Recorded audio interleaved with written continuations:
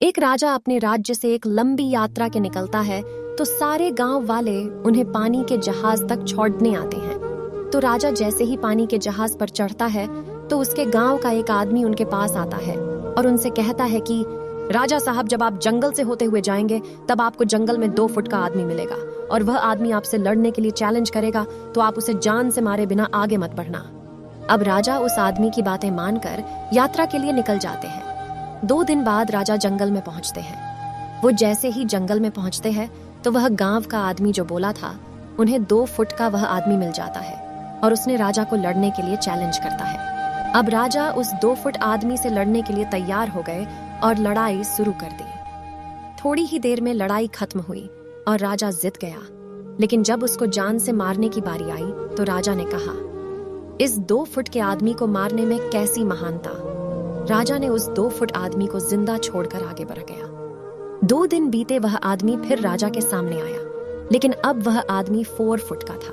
उसने फिर से राजा को लड़ने के लिए चैलेंज किया।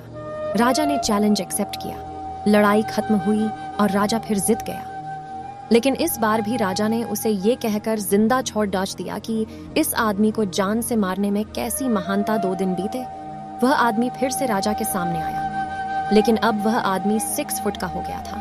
उसने फिर से राजा को लड़ने के लिए चैलेंज किया। फिर लड़ाई शुरू हुई। फिर राजा जीत गया, लेकिन इस बार भी राजा ने उसे जिंदा छोड़ दिया।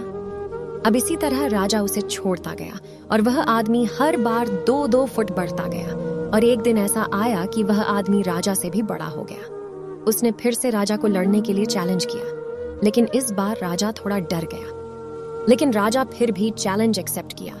लड़ाई शुरू हुई, लेकिन इस बार राजा बहुत जख्मी हुआ। राजा का एक हाथ टूट गया, लेकिन राजा फिर भी उस आदमी को जैसे तैसे करके हरा दिया।